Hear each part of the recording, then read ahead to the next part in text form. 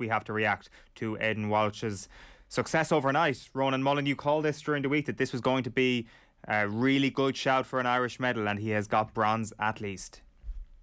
Yeah, absolutely fantastic. And we talk and we put such an importance on the draw, but the draw is only as good as your performances. You have to go in and deliver on a reasonable draw. This was by no means a gimme. He was really impressive in his last fight.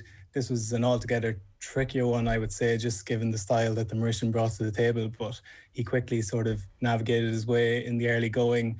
Bit of a battle of the jabs at the start. Then he started to land, and as is Aidan Walsh's want, he frustrates his opponent to such a degree that they basically can find a route back into the fight. If he gets a lead, you can claw him back.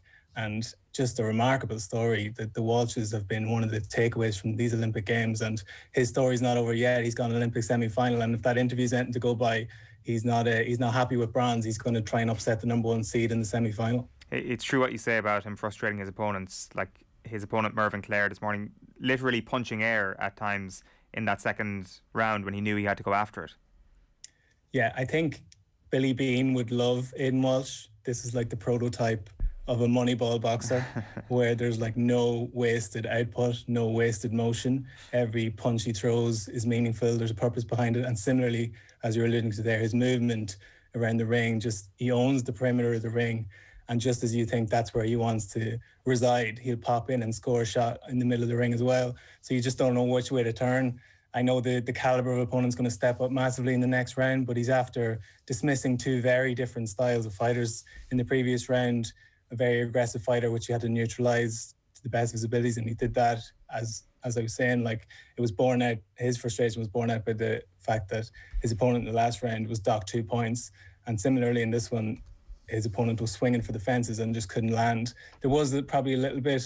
The referee was maybe warning Walsh that he was a little bit overzealous in his moves of evasion, if we want to frame it like that. That is sort of... Go on. It's the referee telling the Italian players against Belgium to stop the time wasting. Yeah, 100%. I know, and like it's such a sprint finish, amateur boxing, and some of the fights at this Olympics have been crazy, like the way they've toed and froed. But I found, for the most part, in the Irish fights, whatever the pattern established in the first couple of minutes tends to define the fight. That's just the way the judges seem to be scoring it. And Aidan Walsh knew with that first round in the bag, and the second round was a little bit dicey, but with that one too, by the time it got to the deciding stanza there, he knew it was just a matter of staying on his feet. If he stayed upright, it didn't matter what the judges thought. So just unbelievable. As I think Neil said on Twitter, if it wasn't for Skibbereen and Belfast, we'd be a little bit goosed, but they've delivered massively for us. And just, as I said, the story's not over yet. And boxing, having come on with Nathan on Monday on a bit of a downer after watching 2 defeats that morning, like we're very much on an upward curve now, I think. The morning to your own, and looking at the interview afterwards, it's brilliant. If anybody hasn't seen it, definitely catch up on it today. It'll do your heart an absolute wonder. It's a brilliant thing. But just he made a really interesting point about the coaching that jumped out to me about the two lads, and it's a bit like being in a computer game, and he's just acting out their orders. And we were all so concerned, obviously, after Billy Walsh left, and it's distant past now, but like a word for Zara Antia and John Conlon and what they're doing and their influence on Aidan Walsh and across that team. Yeah, totally. Like my dealings with Zara, and more specifically with the products of his coaching. So that's everyone from Eric Donovan to Ken Egan. They just sing his praises to the hilt. And while Billy Walsh was like the mastermind, a great facilitator for boxing and pieced everything together, I think when it got down to the granular detail, it was Zara that like kind of transformed things in the noughties for Ireland and into this decade as well. So it's going to be very interesting, and I don't want to get too ahead of myself here, but when Kurt Walker's fight hits the TV screens at the weekend and Zara and Billy Walsh go head to head, I think everybody, that's almost like a great side attraction. As much as appetizing as that fight's going to be in the ring, I think there'll be a little bit of, I think more so than ever, we'll be listening to those corner instructions in between rounds. Yeah, well, that's going to be absolutely intriguing. What is it about Zara Antia? Like technically, you're looking at it to the rest of us who just get carried away with enjoying the event, but you who are into the technical side of it, what is it that he does for them? I think the best thing he does is he doesn't try and implant his philosophy on the fighter if it doesn't suit them.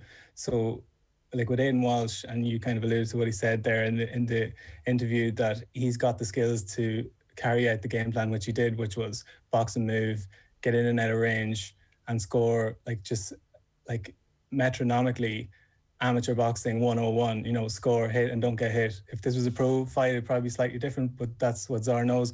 And similarly, the likes of Emmett Brennan, that's not the case. Emmett, though he had been a counterpuncher earlier in his career, is very much a pressure fighter now, and that's what got him to these Olympic Games. So the best thing, and what you can preach to him, is he cuts his cloth accordingly, and that's the best thing about any coach. There have been, and you see it in other countries, where every fighter fights the exact same way.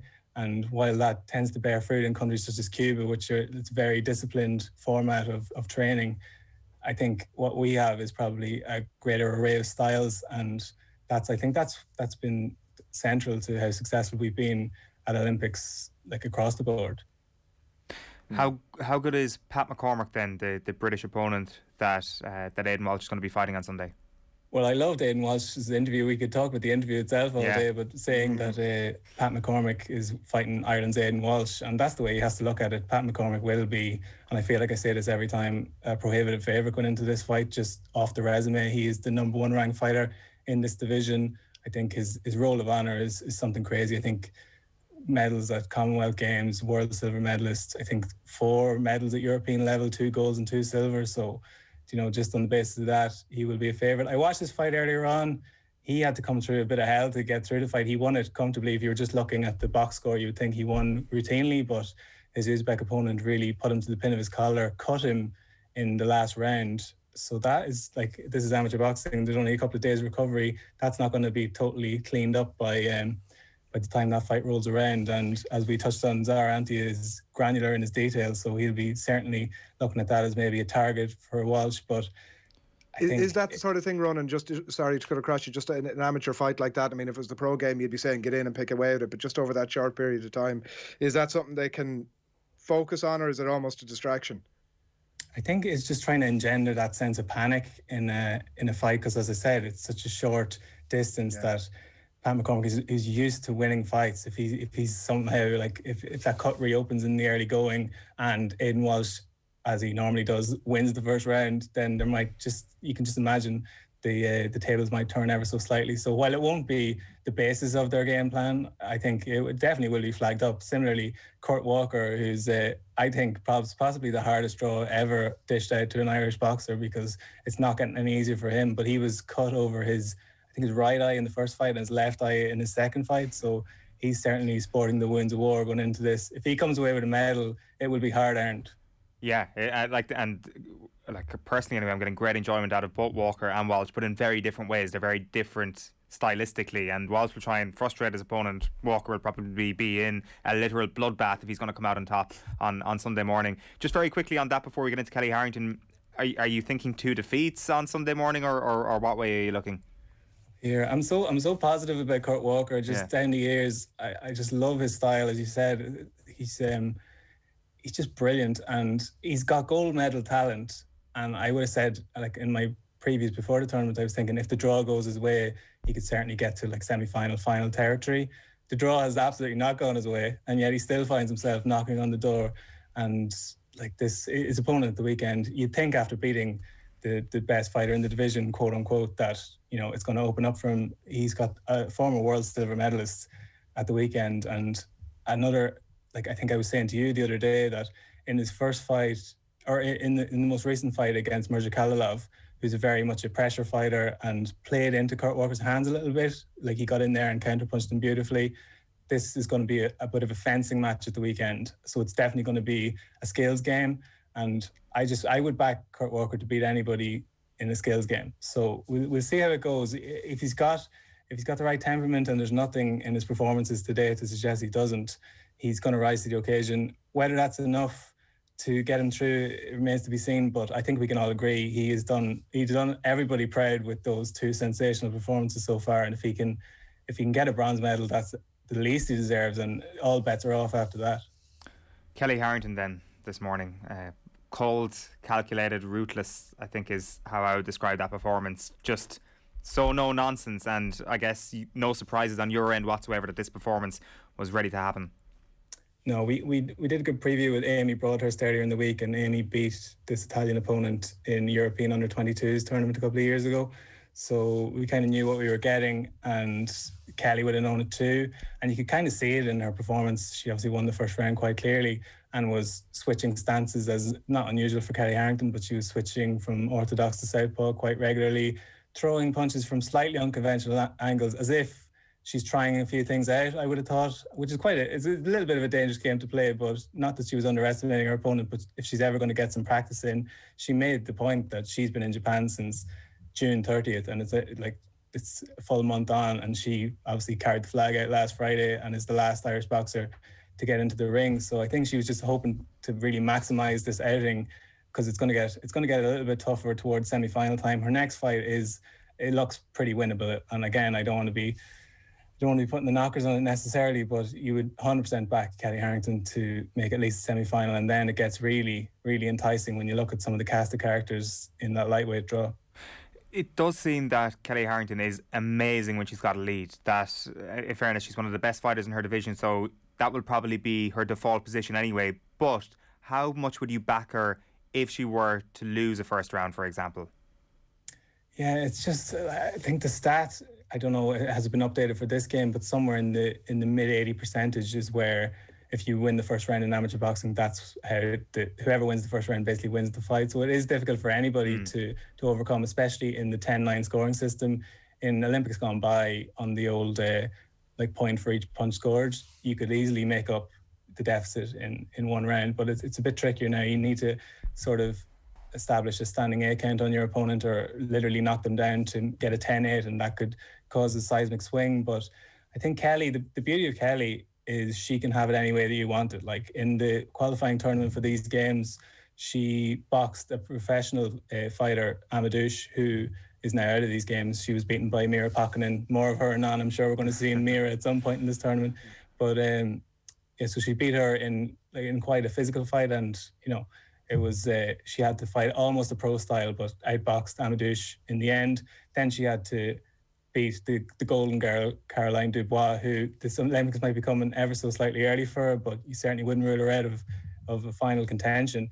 But she outboxed her, and basically, it was just an experience. She was able to establish experience over Caroline Dubois, tricks of the trade, a proper old school amateur boxing match, and she beat her as well. So that's the beauty of Kellie Harrington. No matter what's put in front of her here, she will be able to deal with it, and that's why I think most people in Irish boxing and beyond have good confidence in her not to falter in a fight that she should be winning. Dubois wrote a good piece in the Guardian during the week, Ronan, a smashing piece, and spoke in great detail about Harrington and absolutely wanting another crack at her. As you say, they met obviously in the European qualifiers in June, and there's a big age difference between them, a big sort of experience difference in them as well. Is that the way we're headed with this? How does the draw work out? And just talk to us briefly as well about, is the Moroccan in the next round? So it's Algeria in the next round. Khalif, who has done decent things at African level, but nothing major on the international scene. So barring any banana skins, you would hope Kellie would navigate that one okay. And then you're in semi-finals, so you're talking Caroline Dubois there, or the Thai opponent, who Kellie beat in her World Championship victory in 2018. So whatever way you look at it, that's going to be a difficult semi-final. And Olympic medals are hard earned, so she's going to have to, if she wants to be competing for gold, that's the kind of hurdle you have to overcome. So I think we're all looking forward to that one. It's really getting into the business end now. Sunday is going to be thrilling for Irish boxing fans and Irish sports fans. Those two fights, Kurt Walker's and Aidan Walsh's, are virtually back-to-back. I think 3:30 a.m. followed by 4 a.m. So, and a bank holiday weekend, lads. So I think everybody can justify getting up to watch that one, and then Kellie into Tuesday. So quite a triumvirate of fights. And yeah, I think they all have daunting opponents. As I mentioned, Kellie's probably looking more towards the semi-final for her stiff test, but the other two lads are right up against it on Sunday. Ronan, enjoy every little bit of it. We'll chat to you again on Monday morning, I hope. All right, cheers, lads. Cheers, Ronan. So Sunday morning, or late Saturday night, depending on what way you want to look at it, is going to be a momentous morning for Irish boxing.